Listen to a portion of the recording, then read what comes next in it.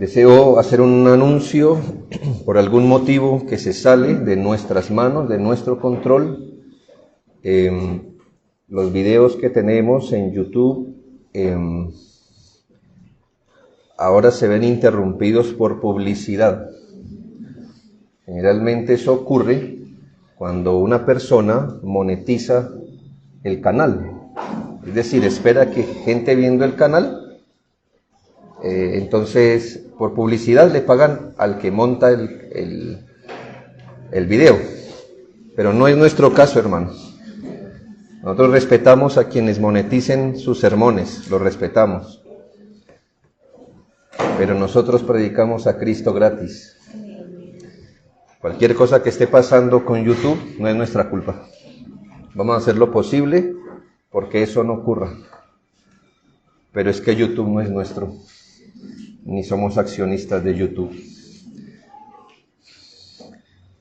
Nos toca sujetarnos a las políticas hasta que eso sea posible. Quisiera hoy dar por terminado este tema que hemos empezado. Han sido 7 exposiciones acerca de cuáles son los rasgos o distintivos de ese tipo de creyente, de miembro de iglesia o de oveja de iglesia, que es una bendición para la iglesia y que al ser una bendición para la iglesia, para el reino de Dios, pues de obvio es una bendición para sus pastores. Y habiendo dado 5 explicaciones de cuáles son esos rasgos de una iglesia, de un miembro que produce alegría a una iglesia local, la semana pasada quisimos entrar a este tema, el tipo de oveja que es dolor y dificultad de sus pastores. Y no queriendo hacer la reprensión larga, porque a veces los niños necesitan mucho estímulo y poca vara. Pero bueno, la palabra de Dios dice que redarguye también. No solo instruye, sino que la palabra de Dios redarguye. Y la palabra de Dios da por sentado que usted y yo no venimos como Cristo, sino que tenemos que ser transformados como Cristo. Nuestro tema ha sido planteado de forma negativa y en verdad no queremos quedarnos en el señalamiento del error solamente. El propósito es que al notar delante del espejo de la palabra de Dios aquellas características ajenas a lo que debe ser un seguidor de Jesucristo en el contexto de una iglesia local específica, podamos discernir cuando alguna raíz o semilla empieza a brotar en nuestro corazón y sin dilación corramos prontamente a arrepentirnos delante de Dios de todo corazón con resoluciones verdaderas para no incorporar en nuestro carácter ningún rasgo de impiedad y que podamos correr con fe en el poder de Jesucristo para el perdón de pecados, recibiendo también capacidades para oponernos y mortificar el pecado. En esto no queremos describir a nadie, pero sí espero, hermano, que si usted empieza a notar una mancha en su piel, diga, esto no puede ser. Y huya rápido, a arrepentirse, a apartarse y a buscar ser como Cristo. No vengamos a ser como el hombre necio de Santiago 1, 22 y 24, al que se le exhorta, pero sed hacedores de la palabra y no tan solamente oidores, engañándoos a vosotros mismos, porque si alguno es oidor de la palabra, pero no hacedor de ella, este es semejante al hombre que al considerar en un espejo su rostro natural, porque él se considera a sí mismo y se va, y se olvida de lo que vio en el espejo. Entendemos que a veces bajo la predicación uno dice, uy, sí, así soy yo. Y después, hermano, que usted no está frente al espejo, se olvida de cómo era. Así como los hijos en un hogar han sido dados por Dios para ser una bendición, pero en rebeldía o fuera de control son exactamente todo lo contrario, así los miembros de una iglesia han sido puestos por Dios soberanamente para ser miembros de la familia de Dios, edificándose sobre el fundamento de apóstoles y profetas, principalmente edificándose sobre Cristo mismo, para que todo el edificio bien coordinado vaya creciendo para ser un templo santo en el Señor, en quien cada uno de sus miembros son juntamente edificados para morada de Dios en el Espíritu. Eso está en Efesios 2, 19 al 22. Aquellos que Dios ha colocado en el cuerpo, como Él quiso, los ha puesto no solo para ser edificados, ayudados, transformados, aparejados, sino que también los puso para edificar, ayudar, cooperar, bendecir la iglesia, de tal forma que ir contra ese plan es vivir en un despropósito y pecado. ¿Qué rasgos no son aceptables?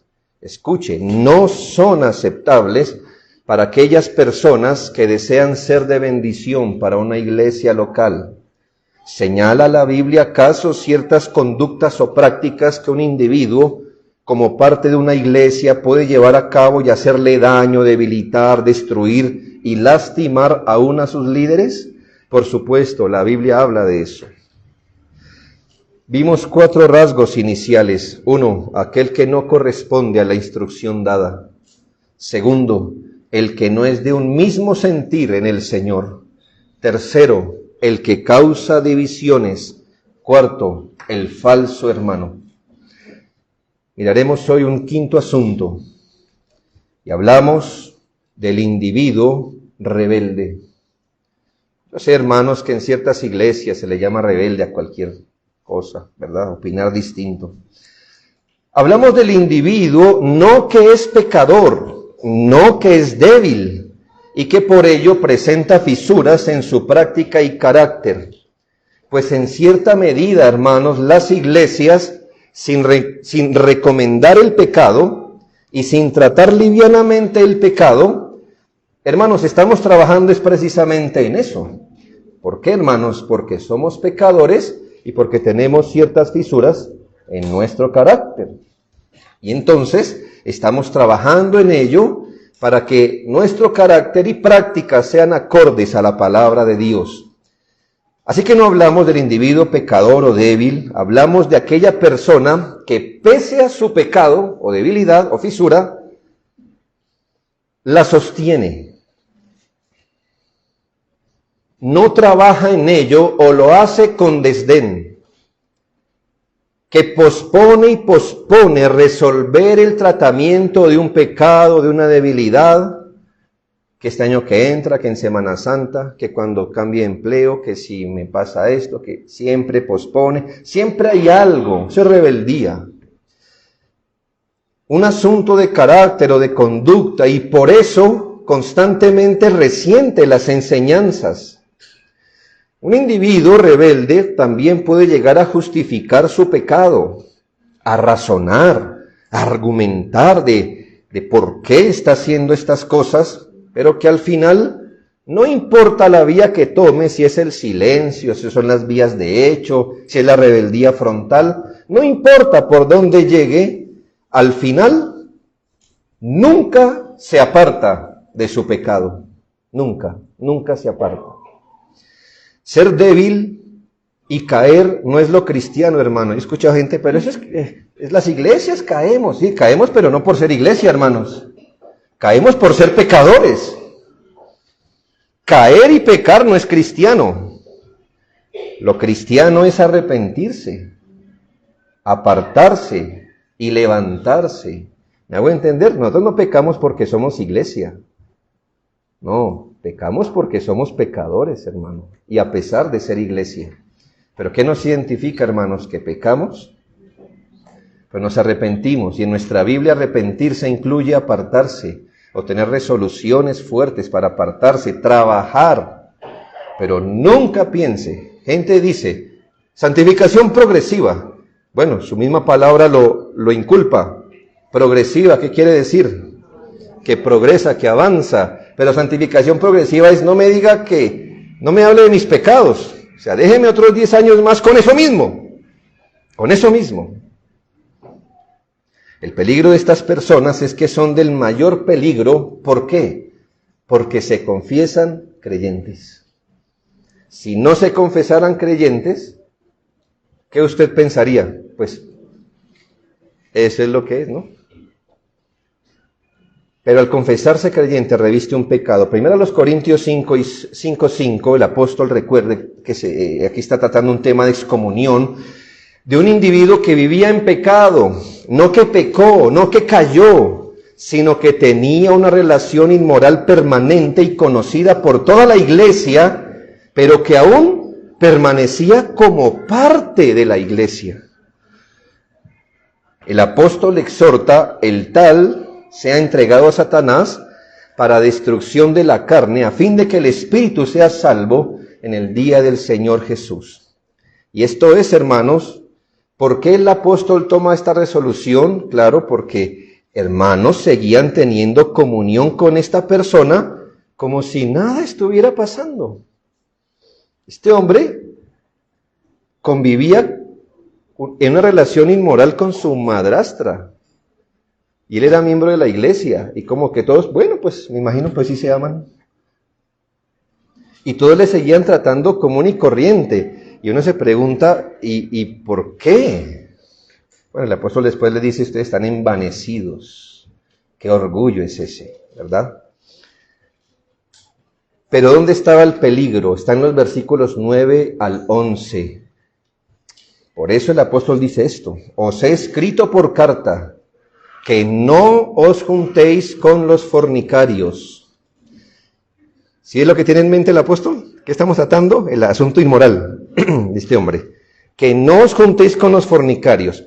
No absolutamente con todos los fornicarios del mundo, o con los avaros, o con los ladrones, o con los idólatras, pues en tal caso os sería necesario salir del mundo. Más bien os escribí que no os juntéis con ninguno que, llamándose hermano, fuere fornicario, avaro, idólatra, maldiciente, borracho o ladrón, con el tal ni aun comas. Sí, o sea que si llega una persona que no conoce a nuestro Señor con estas conductas, hermano, tenemos que brindarle apoyo. Pero si una persona se confiesa creyente y permanece en estas conductas, la Biblia es clara, hermanos. Y dice, pues es que en esa iglesia son legalistas, pero ¿qué? Es que yo no lo sacamos de que el pastor, ¿qué piensa? ¿Qué hacemos? No. Está escrito que no os juntéis. Eso está inspirado por el Espíritu Santo. No se envanezcan, hermanos, pensando que usted puede ir por arriba de lo que el Espíritu Santo ordena a las iglesias. Entonces, ¿cuál es el peligro? El peligro sí es el pecado que estas personas cometen. Pero ¿cuál es el peligro? Que lo cometen llamándose hermanos. Dice el apóstol, porque ¿qué razón tendría yo para juzgar a los que están afuera? O sea, como que ¿no juzgáis vosotros a los que están adentro? A los que están afuera, Dios juzgará. Quitad pues ese perverso de entre vosotros. Es decir, al fornicario, ladrón, avaro, lo que sea, Dios lo juzgará. Pero el de aquí, júzguenlo ustedes. En otro ejemplo, en 1 Timoteo 1:20 y 2 Timoteo 2:16 y 17, le quiero decir que aquí no fue que un hermano se paró a predicar y cometió un error. Y en vez de decir Pablo, dijo Pedro, o de una definición un poco extraña, no se le entendió el sermón, o que citó. No. No estamos hablando que estos hermanos cometieron un error al predicar, o una imprecisión. Hermanos, como cualquiera, a veces uno quiere decir una cosa y no le sale lo que quería decir, o a veces uno también está aprendiendo ciertas doctrinas, y cuando habla de acuerdo al conocimiento que tiene, pero el Señor va ayudando. Este no era el problema de estos individuos, sino que fue una constante rebeldía a enseñar lo que querían. Y su enseñanza en contra de lo que enseñaban los apóstoles, esto es la palabra de Dios. 1 Timoteo 1:20, de los cuales son Himeneo y Alejandro, a quienes entregué a Satanás para que aprendan a no blasfemar. ¿Cuál era el problema de estas personas? Hermano, es que no solamente se llamaban creyentes, eran maestros. ¿Y un maestro rebelde? O sea, ¿de verdad, hermanos? ¿Un maestro rebelde? O sea, ya si fuera cristiano y fuera rebelde, ya nos pone un gran peligro. ¿Ahora un maestro? Entienda que no fue algo que pasó en un sermón o en dos, no, hermanos, sino que estaban constantemente rebeldes. Y en 2 Timoteo 2, 16, 17, le dice a Timoteo: evita profanas y vanas palabrerías, porque conducirán más y más a la impiedad, y su palabra carcomerá como gangrena, de los cuales son Himeneo, otra vez Himeneo, y Fileto, que se desviaron de la verdad diciendo que la resurrección ya se efectuó y trastornan la fe de algunos. Aquí encontramos uno de los peligros de tener un rebelde en casa. Y apréndase esto, papá, apréndase esto: el peligro de mantener bajo su techo a un rebelde. Que su rebeldía carcomerá como gangrena a las demás partes del cuerpo. ¿No lo dice la Biblia? El peligro de un rebelde en casa es que su conducta se esparcirá, contaminará a otros. Por supuesto que no contaminará al piadoso, al maduro, contaminará al débil, dará ánimo para el mismo que tiene ese mismo pecado y no ha encontrado cómo sacarlo, encuentra y se apoya en eso para decir: no ve, y se apoya y se apalanca, trastornando la fe de muchos. Por eso, aunque en una iglesia quepan los pecadores, al rebelde hay que tratarlo. Por eso el apóstol escribe con mucho dolor en 2 Corintios 12:21, que cuando vuelva me humille Dios entre vosotros y quizá tenga que llorar por muchos de los que antes han pecado y no se han arrepentido de la inmundicia, fornicación y lascivia que han cometido. Hermanos, tener personas así es para llorar, dice el apóstol, ¿no? Por muchos que antes han pecado.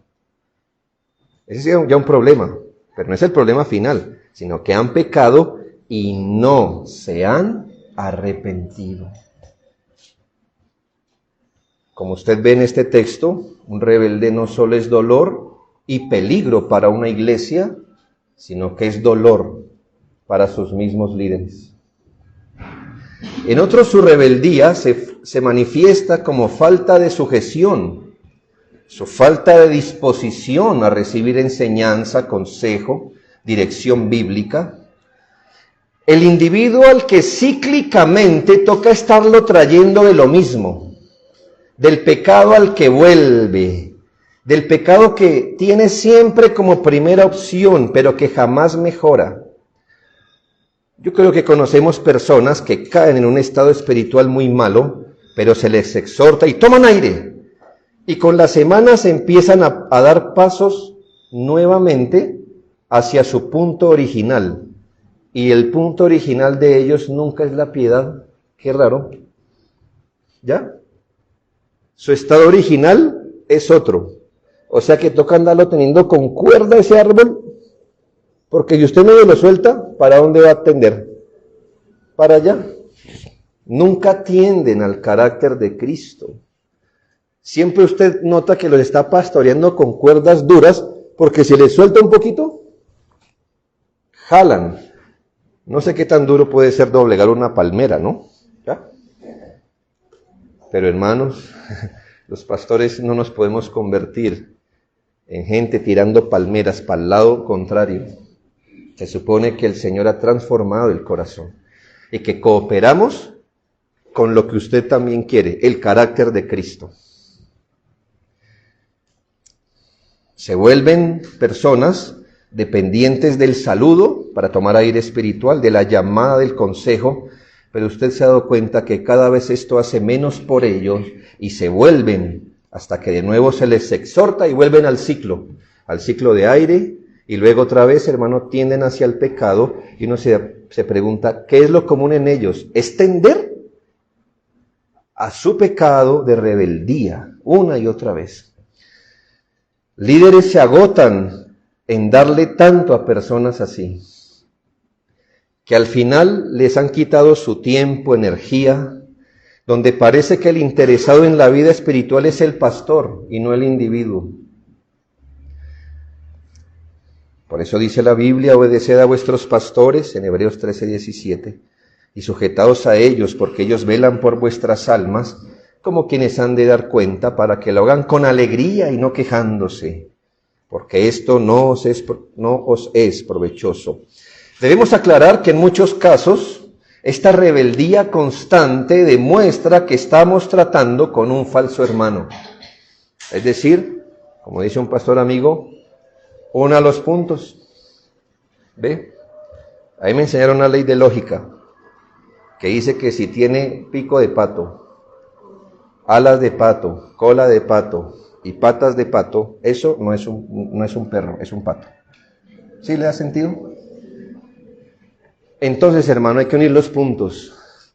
Si resiente la enseñanza, si vuelve al vómito a cada momento, si es rebelde, si no mejora, si es rebelde, ¿qué será? ¿Un hermano piadoso? Hermano, es un rebelde.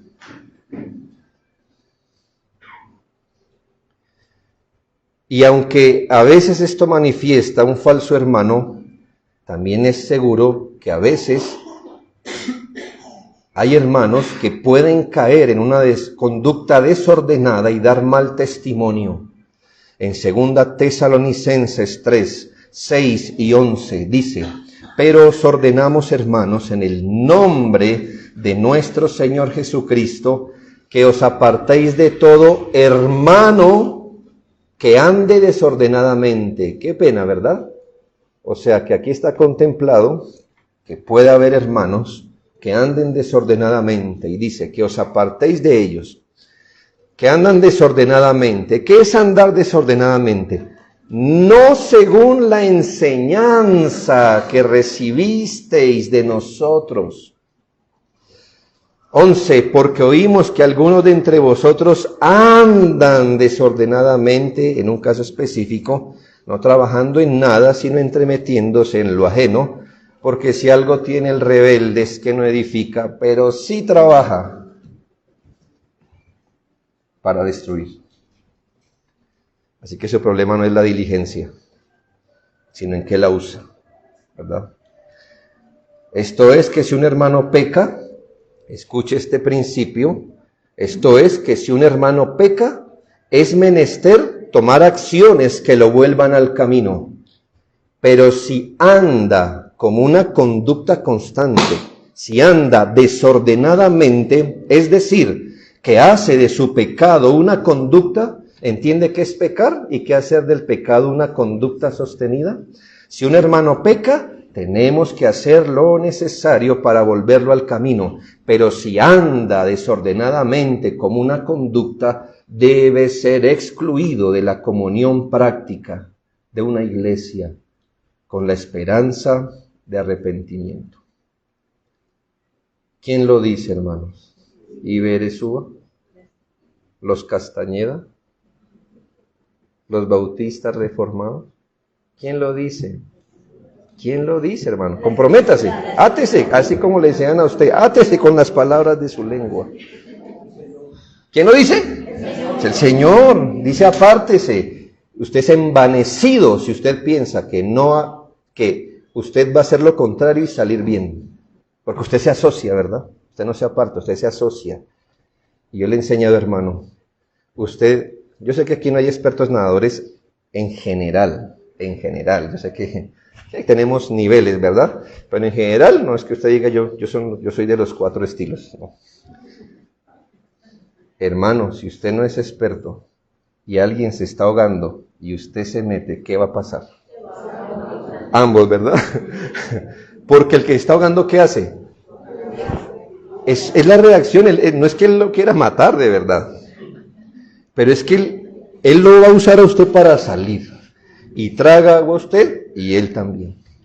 Y por eso el Señor dice, cuando un hermano ande así, hermano, escuche, porque si con los hermanos, ¿qué pasa? Bajamos la guardia.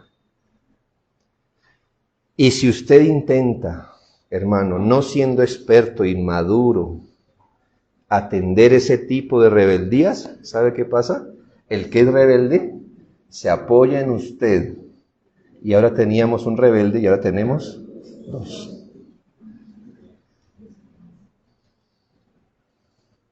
Dios nos conoce y por eso dice, ¿no hay hermanos sabios entre vosotros? ¿Quiénes deberían atender ciertas cosas?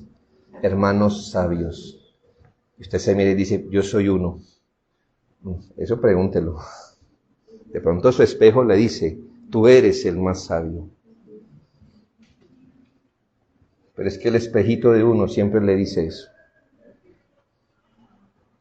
Pregunte a sus pastores, pastor, ¿yo soy sabio? ¿Sería un hombre o una mujer capaz de lidiar ciertas cosas? Si él se queda mirándolo sostenidamente como pensando, ¿cómo le digo para no ofenderlo? Usted dice, ya, gracias pastor, eso quería saber. Eso quería saber. Lo que le quiero decir, hermano, no es desanimarlo.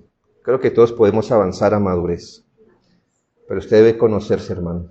Usted debe conocerse. Yo sé nadar, pero yo no sé rescatar a nadie que se está ahogando, le puedo decir. Yo me basto a mí mismo, ¿sí? Yo sé cómo salir de algunas cosas. Pero usted está ahogando, muy posiblemente yo le tiro un palito o algo. Yo no me meto, hermano. No sé. Es que morimos los dos. Y con eso no estoy ofendiéndole, sino diciéndole, hermano, sea humilde, no se envanezca, usted sabe. ¿Notan el asunto tan difícil que un rebelde pone a la iglesia? Que considere lo hermano, pero que no comparta con él, pero que dígale, pero que no le diga, que métase, pero que no se meta, pero que esto y que lo otro. Hermano, un hijo rebelde es un lío. Un hijo rebelde en casa es un lío. Un hijo rebelde tiene la capacidad de hacer pelear a los papás, ¿sí se ha dado cuenta? Hace pelear a los hermanos, a los papás, a los tíos, a todo el mundo hace pelear. Los hijos son dados en la casa para hacer bendición, como los miembros de una iglesia. Sexto, hermanos, sexto rasgo, los amigos del mundo. Los amigos del mundo, un rasgo horrible. La mundanalidad es un concepto muy amplio. Sin embargo, deseamos remarcar no solo la mundanalidad como filosofía, que consiste en adoptar ideas, opiniones, puntos de vista, pensamientos que no son bíblicos. Sí, existe una mundanalidad como filosofía, cuando usted adquiere estas cosas. La mundanalidad filosófica, llamémosle así, es la semilla. Es la mundanalidad básicamente. Pero lo que le quiero hablar más bien es de la mundanalidad práctica, que se vive en algunas congregaciones o con algunos miembros más bien, que se manifiesta en los intereses que una persona persigue en la vida, que lo absorbe, que tiene la capacidad de orientarlo todo alrededor. Por ejemplo, para algunos será un énfasis erróneo en sus trabajos. Hermanos, pues todos tenemos que trabajar, ¿no? Sea como sea, pero dice la Biblia que si alguno no trabaja, ¿qué? Pues que no coma. Entonces nos toca trabajar. Digo, un énfasis erróneo en sus trabajos. Donde la persona dice, yo tengo que ser excelente y tienen que serlo. Pero entonces se involucra tanto en el trabajo, hermanos, que no deja nada para su alma, para Dios, ni para la iglesia. Hablamos de asuntos como carreras, estudios, viajes, deportes, hobbies, cosas que a veces son legítimas, hermanos, muy legítimas. Nadie dice que no. Se puede practicar un deporte, tener un hobby, cosas así, hacer inversiones. Estudiar carreras, viajar, está bien. Hablo es cuando eso ya pasa la línea y se convierte en mundanalidad, es decir, cuando usted ya se orienta a esas cosas. Piensa, hermano, lo que pasa en algunos casos. Gente dice, no, es que no me queda tiempo, pastor, no. Salen a vacaciones. Usted diría, ahora tienen tiempo. ¿Dónde los ve usted? Se van. ¿Verdad? Aquí tuvimos que tomar resoluciones con algunos miembros, que le llamamos miembros hasta el próximo festivo. Y no era una señal despectiva, lo que estamos era definiendo cuál era su error. Miembros hasta el otro festivo. ¿Por qué? Porque los festivos, adiós, muchas gracias. O sea que básicamente lo que los mantiene aquí es que no hay festivos. Es que no tienen dinero. ¿Me hago entender? Rarísimo eso. A veces la mundanalidad es vanidad, compras, dinero, ostentación, un énfasis erróneo de tranquilidad, apariencia y más. Pero usted va a notar que este tipo de miembro mundano, llamémosle así, es que siempre tiene un interés que choca con la palabra de Dios y que no le deja consagrarse ni progresar como cristiano. Mientras que en los asuntos del mundo se ve que progresan, pero como creyentes se vuelven negligentes y fríos. Por eso mismo no se cuenta con ellos para nada. ¿Por qué? Porque cada tiempo se lo dan a esas cosas. Son personas que empiezan a hacer demandas a la iglesia porque interfiere en su proyecto de vida. Entonces mire cómo razona. No es cómo puedo yo darme al ministerio de la iglesia, sino, ¿y si quitamos el culto de oración? No, porque más bien si no viene, usted, ¿ya? Pero mire cómo razona el mundano. ¿Y si quitamos el culto de la tarde? Ya sabe, ¿no? A la mañana. ¿Sí nota cómo empieza a razonar? Es decir, peluquemos la Biblia. Él no se mide y dice, desbastemos la mundanalidad que me ha absorbido, sino peluquemos la Biblia. Y si lo hacemos más temprano, y si tan solo dura 1 hora, ¿qué tal? A veces esto es legítimo, hermanos, pero a veces lo que usted ve es que este individuo lo que tiene es un interés a salir corriendo a hacer lo que realmente le gusta, donde está su corazón. Porque allí está su tesoro. Y no es el reino de Dios. Aún tiene problemas en dejar la iglesia, no tiene problemas para dejar la iglesia para seguir su proyecto. ¿Sí, hermanos? ¿Qué hermanos que han dicho? Hermano, pues me voy, me salió un trabajo allá, adiós. Momento, venga, oremos, comparta algo, ¿verdad? Si le salen negocios, se van, hay compromisos, se ausentan, cualquier cosa. Finalmente, hermanos, no tienen ningún problema para maltratar su alma. ¿Por qué? Porque ¿cuál es su enfoque? Su enfoque no es seguir a Cristo con todas las cosas, trabajos, estudios, sino ellos están enfocados en un proyecto de vida y se les atravesó la Biblia, imagínense usted. Complicado. En 2 Timoteo 4:10, públicamente, el Señor, el apóstol señaló, porque Demas me ha desamparado amando más este mundo. ¿Sabe qué es lo duro de esto? Que en Filemón 23 y 24, Demas hacía parte de un quinteto poderoso del primer siglo. Dice, te saludan Epafras, mi compañero de prisiones, Marcos, Aristarco, Demas y Lucas, mis colaboradores. Fue un individuo así, hermanos, un colaborador, un hombre que sufrió por el Evangelio, que dice la Biblia que después amó más el mundo y se fue. Hubo algo en el mundo, Pablo no dice exactamente qué, quizás un negocio, quizá una promoción, un trabajo, un círculo de gente influyente, un liderazgo que lo tentó El punto es que se volvió amigo del mundo, de sus placeres, de sus vanidades, de sus concupiscencias. Como podrá ver, no solo el daño para una iglesia, el daño para el testimonio de Cristo en la tierra y el profundo dolor para Pablo. Esto se corrobora en 2 Timoteo 1:15. Ya sabes esto, que me abandonaron todos los que están en Asia, de los cuales son Figelo y Hermógenes. Como usted ve, lo que le quiero comprobar es que una oveja mundana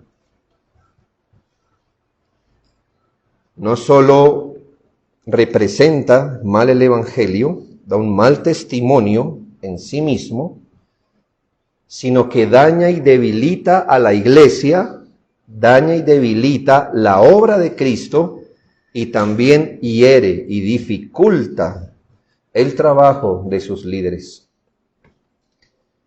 Para mí es muy importante saber si usted lo ve en la Biblia. ¿Lo vio en la Biblia, hermano? Aunque sea perfecto, gracias. Séptimo y final, el orgulloso. El orgulloso. Mi padre usa una parábola muchas veces, algo ilustrativo, y me sirve esa puerta, que el orgullo a veces no dejaría pasar a algunos por esa puerta.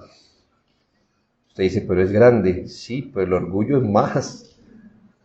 No podrían pasar por la puerta. En una iglesia, hermanos, por más sana que sea, el orgullo es uno de esos pecados que siempre deben ser tratados. Es la verdad, hermanos. Aquí entre nosotros, el punto no es quién tiene o no orgullo. El punto es quién lo está mortificando más que el otro. Es la verdad, hermanos. Es la verdad. Es uno de esos pecados.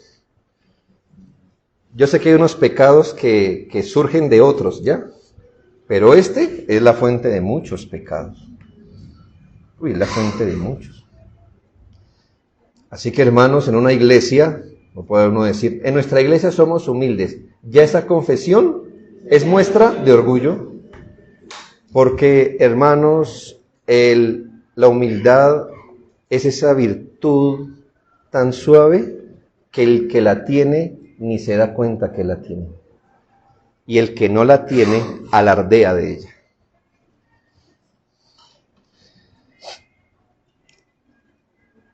El orgullo se manifiesta de muchas maneras.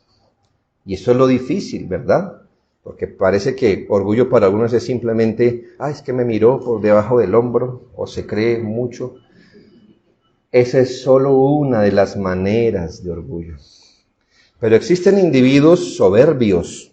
O sea, el punto no es si usted está tratando con el orgullo, la soberbia, lo estamos haciendo todos por la gracia de Dios. Señor, ayúdanos, porque el Señor da gracia a los humildes, pero aparta a los orgullosos. Pero no hablamos de eso, hablamos que existen individuos soberbios en las iglesias que no ceden en su orgullo y se convierten en dolor de cabeza.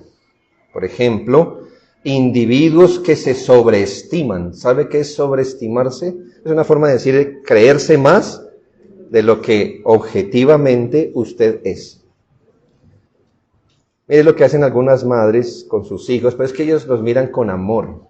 Sí. O hijo, eres el más elegante del mundo. El niño quizás tenga una apariencia no tan agradable, en un sentido, es decir, que no es de comercial, no lo llamarían para un comercial, pues de... ¿Ya? Seamos sinceros, hermano. Pero, ¿qué hace la mamá? Pues lo sobreestima, porque ella tiene una mirada de amor, ¿sí ve? De amor. ¿No? Y si uno no es bonito para la mamá de uno, ay, hermano. ¿Para quién, verdad? ¿Para quién? O sea, si ella nos debe ver con amor, ¿verdad? Pero bueno. Pero hermanos, sobreestimarse, dice la Biblia que cada uno debe pensar de sí mismo ¿cómo? Con cordura y siempre a la baja. ¿Sí? ¿Entiende el término?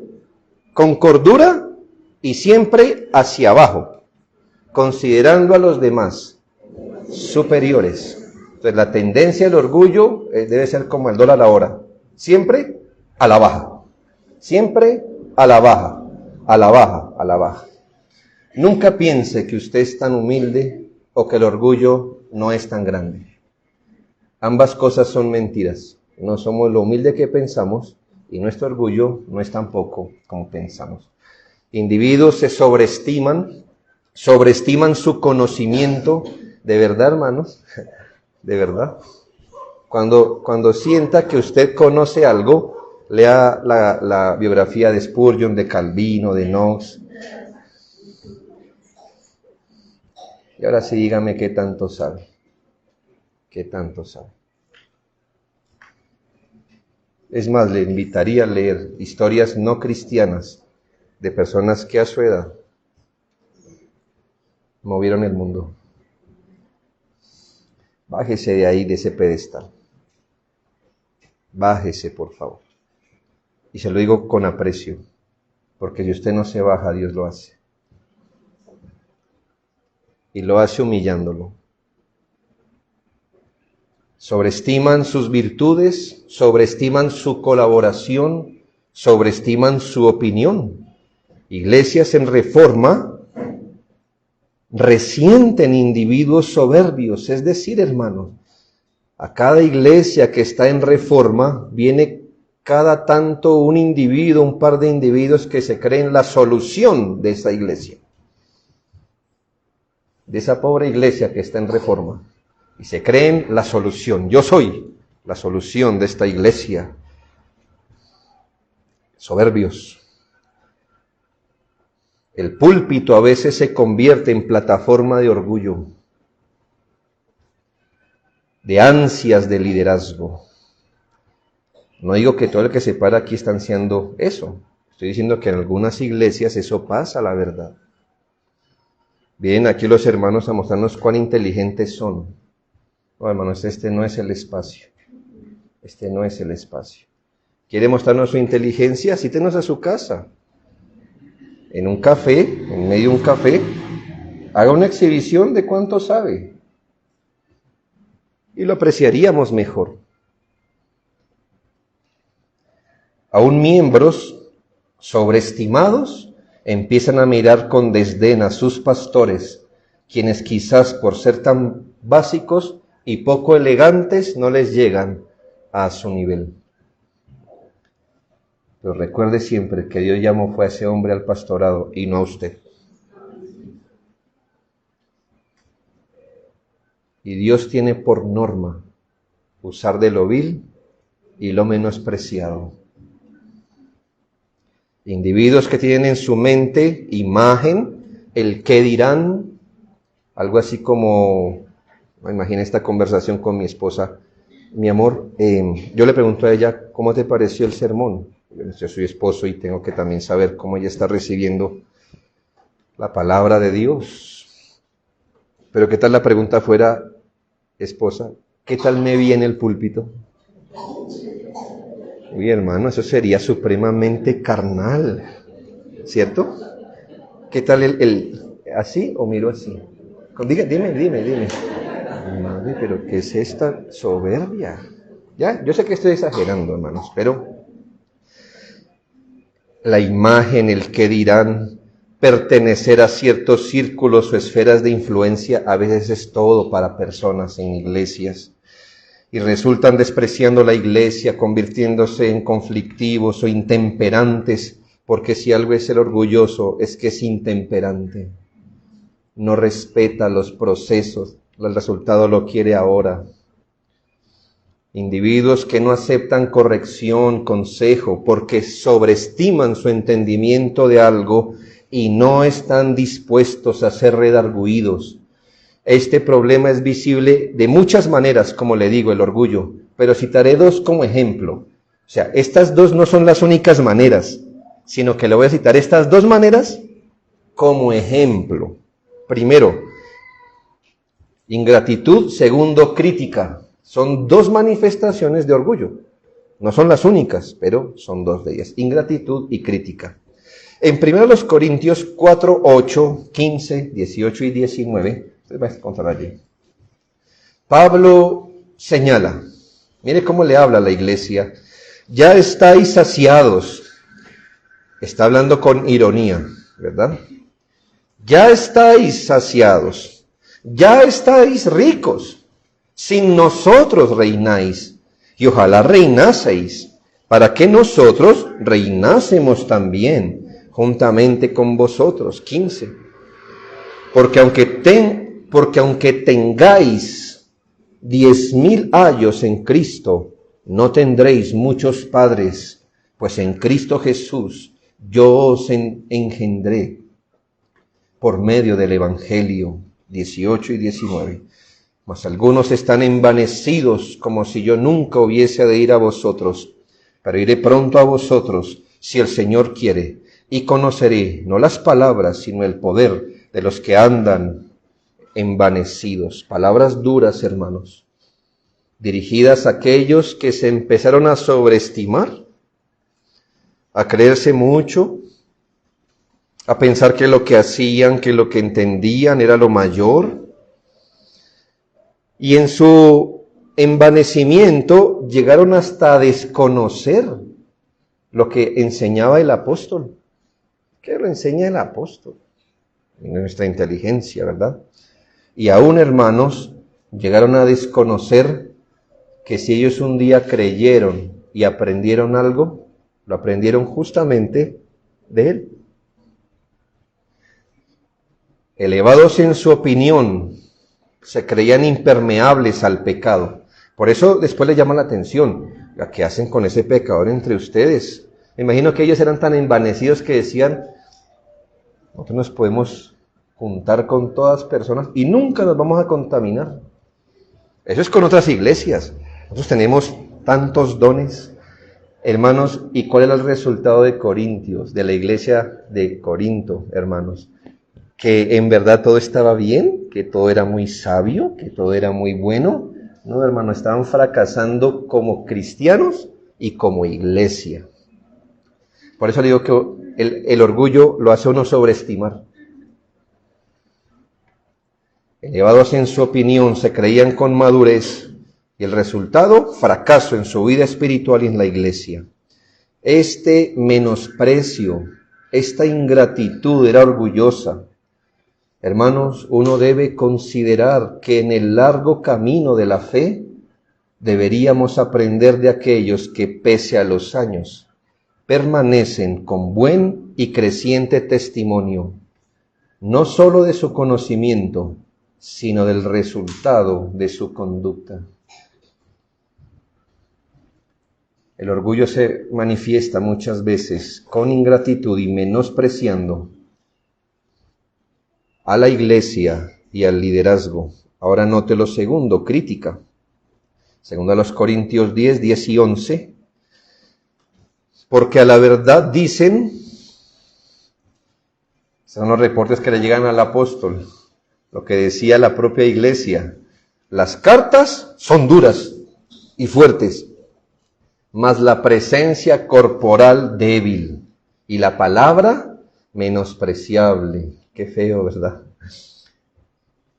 El apóstol le dice, esto tenga en cuenta tal persona, que así como somos en palabra por cartas, estando ausentes, lo seremos también en hechos, estando presentes.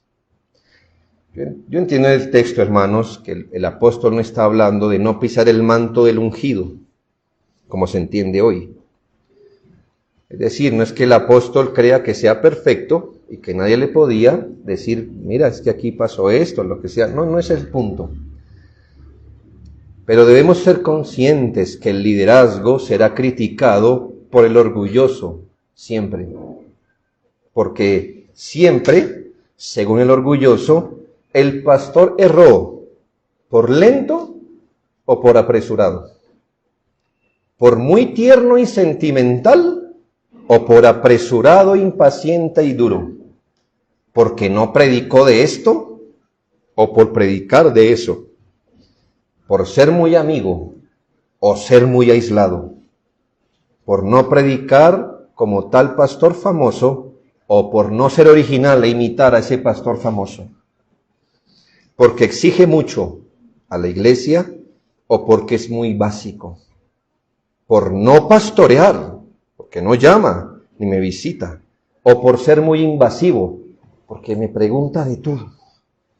Hermanos, y olvidamos su mayor virtud, si es bíblico o no. El orgulloso es una fuente de crítica. Al orgulloso no le sirve ningún pastor, ¿sabe? Ninguno.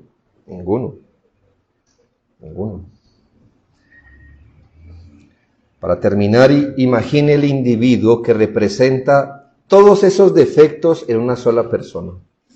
Dice, ¿puede ser eso? Bueno, podemos hablar del antimiembro o del antilíder. Hablamos de Diótrefes en 3 de Juan 9 y 10. ¿Tiene paciencia y mirar a cuántas se le apunta Diótrefes? Dice Juan, el apóstol del amor, recuerde, claro que era también firme, pero fue conocido como un hombre tierno. Y esto escribe este hombre: yo he escrito a la iglesia, pero Diótrefes, al cual le gusta tener el primer lugar entre ellos, no nos recibe. Por esta causa, si yo fuere, recordaré las obras que hace parloteando con palabras malignas contra nosotros. Y no contento con estas cosas, no recibe a los hermanos, y a los que quieren recibirlos se los prohíbe y los expulsa de la iglesia. ¿Qué notó? Orgullo, soberbia, espíritu sectario, murmurador, chismoso, difamador, el hombre que siembra discordia entre hermanos, egoísta, autoritario, por decir algo. Esto hizo que el apóstol dice, ya me lo encontraré. Ya me lo encuentro. Al final, hermanos, la Biblia nos devela el corazón entristecido de un líder, lo que una oveja de su redil debería procurar nunca promover. Hombres o mujeres así producen dolor en el corazón de un líder. Sí. Segunda a los Corintios 2, 1 y 3. Esto pues, determiné para conmigo no ir otra vez a vosotros con tristeza. 3. Y esto mismo os escribí, para que cuando llegue no tenga tristeza de parte de aquellos de quienes me debería gozar, confiando en vosotros todos, que mi gozo es el de todos vosotros. Como los hijos, los miembros de una iglesia deberían ser gozo de sus pastores y deberían huir de ser su pesadumbre de espíritu, entendiendo que, como hemos resaltado siempre, no es el motivo principal de una oveja vivir para alegrar el corazón de sus pastores, no es el motivo principal, sí es una de las procuras que debe tener como oveja de Cristo. Considere que en sentido general, en una iglesia sana, los pastores deseamos lo que todo hijo de Dios desea. Es decir, hermanos, que no somos vuestros enemigos en la fe. ¿Qué desea usted en la fe? ¿Qué desea usted en la fe? En la fe. Ser como Cristo, ser piadoso, que su carácter progrese en el Señor, que todas las cosas sean sometidas. Hermano, eso es lo mismo que deseamos para ustedes. Es lo mismo.